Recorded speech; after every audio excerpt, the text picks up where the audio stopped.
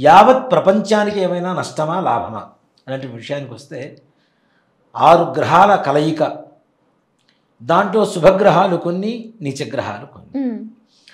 ఇప్పుడు గురుస్థానంలో శుభగ్రహాలు కొంతవరకు మంచిని చేయగలుగుతూ ఉంటే, ఇప్పుడు చెడ్డవాళ్ళ పక్కన ఉంటే మంచివాళ్ళు కూడా చెడిపోతారన్న సామెత నిజమైనట్లు మిగిలిన గ్రహాలు, నీచగ్రహాలు కూడా ఈ శుభగ్రహాలు ఇవ్వగలిగినటువంటి శుభస్థితిని కూడా ఇవ్వలేక యావత్ ప్రపంచానికి ఒకంత భయాన్ని చేకూర్చేటువంటి పరిస్థితులే కనబడుతూ ఉన్నాయి. అవును, మనం సైంటిఫికల్గా చూసుకున్నా కూడా గ్రహాల కదలికను బట్టి మన భూమి మీద కదలికలు జరుగుతాయి. ఫర్ ఎగ్జాంపుల్ చంద్రుడి మీద అమావాస్య పున్నమి వచ్చేటప్పుడు సముద్రాలు కూడా లోపలికి వెళ్ళడం, బయటకు రావడం జరుగుతుంది కదా. ప్రశాంతంగా ఉండడం, ఉద్ధృతంగా ప్రవహించడం, ఈ రకమైనటువంటివన్నీ కూడా కలుగుతూ చూస్తూ ఉంటాం మనం. అంటే భూమికి సంబంధించిన, అంటే భూమి మీద వాటి ఎఫెక్ట్ పడుతుంది.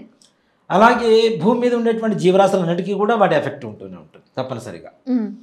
ఆ విధంగా చూసుకుంటే మనకి కరోనా వచ్చే ముందు జరిగినటువంటి గ్రహాల కలయిక కొన్ని వైరస్లని సృష్టింపబడితే, ఇప్పుడున్నటువంటి షష్టగ్రహ కూటమి కూడా దాదాపుగా అలాంటి పరిస్థితులు ఏర్పడుతూ ఉన్నాయి.